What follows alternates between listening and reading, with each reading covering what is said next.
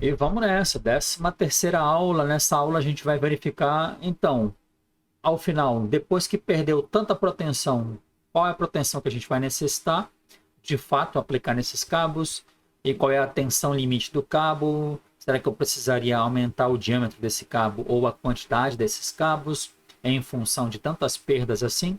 Esse é o objetivo dessa aula. Seja muito bem-vindo.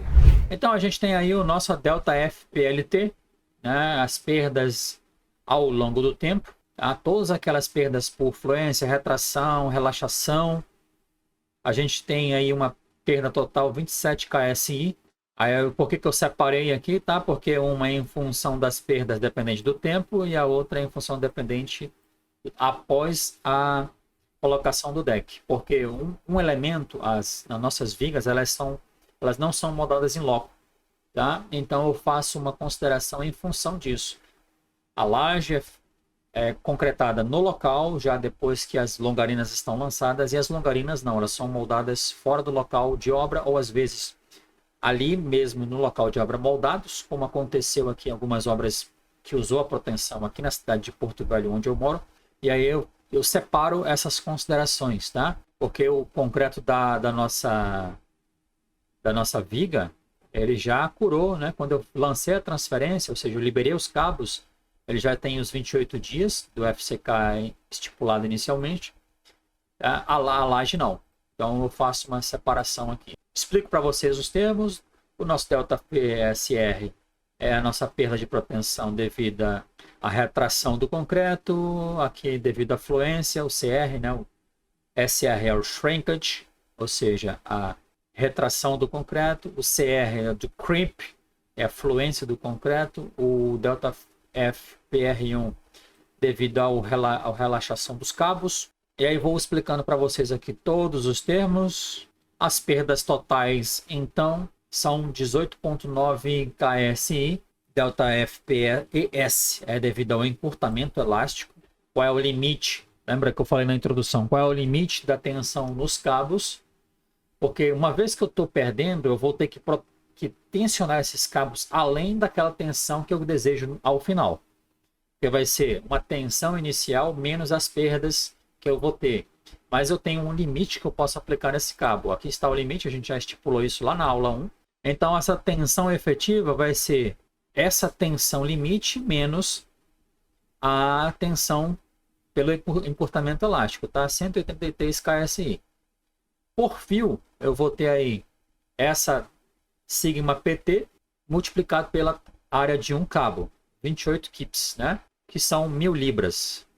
Portanto, a força total de proteção após a transferência que eu vou precisar vai ser de a força por um cabo multiplicado pela quantidade de cabos que nós colocamos na nossa viga.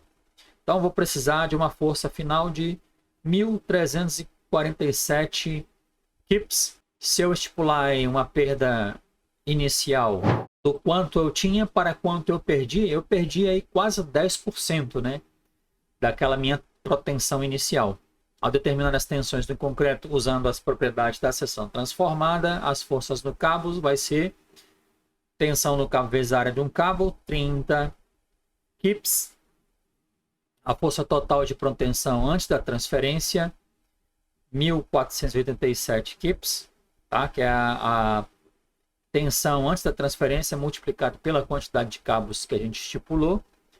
As perdas totais em cargas de serviço, ou seja, quando do lançamento final dessa estrutura liberada ao tráfego, é fruto dessa equação, onde eu considero as perdas totais, onde o ΔFPES é a perda na tensão do aço de proteção devido ao encurtamento elástico, e o ΔFPLT é a mudança na tensão do aço na proteção devido às perdas ao longo do tempo, tá? Dependente do tempo, né?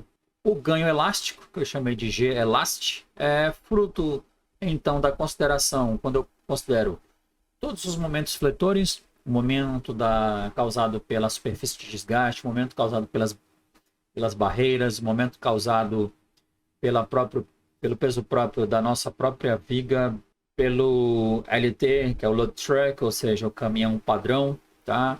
E considero também o módulo de elasticidade dos cabos e do concreto. Então, eu ganho O meu ganho elástico foi de 13,3 KSI.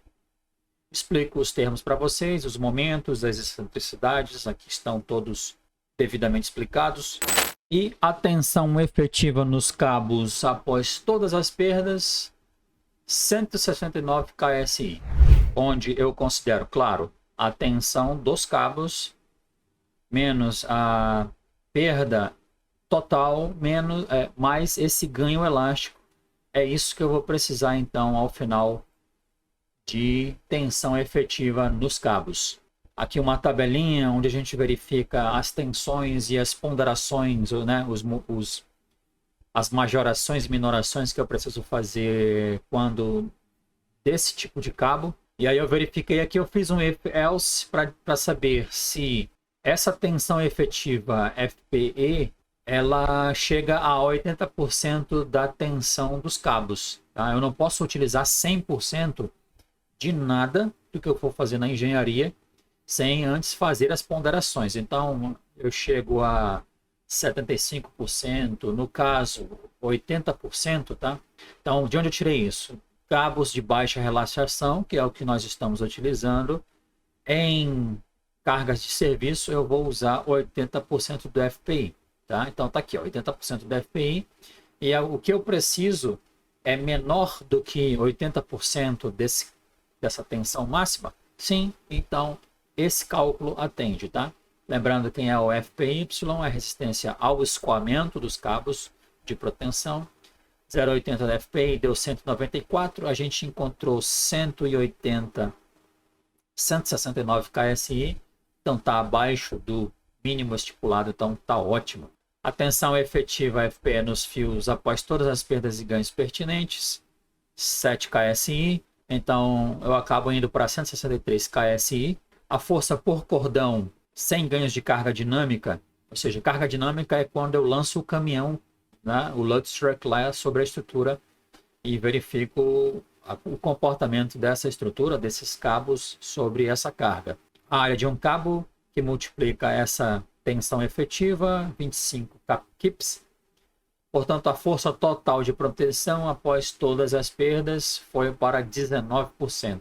Sem considerar os ganhos de proteção, na verdade estaria perdendo 22%. Como sim eu considero toda a estrutura agindo como uma seção composta, eu teria 19%. Se eu considerar só a viga em ação, trabalhando para resistir às cargas de projeto, eu estaria perdendo 22%. A força por fio com apenas as perdas totais, 26 kips.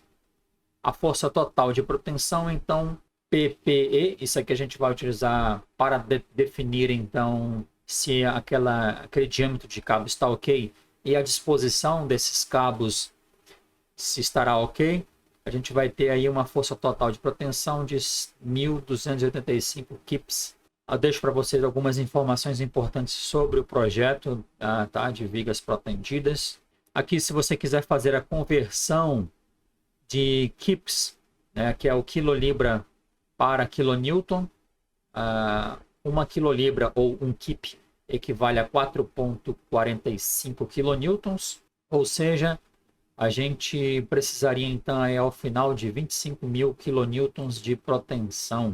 Eu espero que essa aula tenha sido benéfica para você. Se você ficou com alguma dúvida, deixe um comentário aqui. Terei maior prazer em te ajudar a resolver, tirar suas dúvidas. Tua presença é fundamental aqui para eu melhorar o meu trabalho e buscar ser mais claro, buscar mais materiais disponíveis aí e contribuir com a tua formação da melhor forma possível.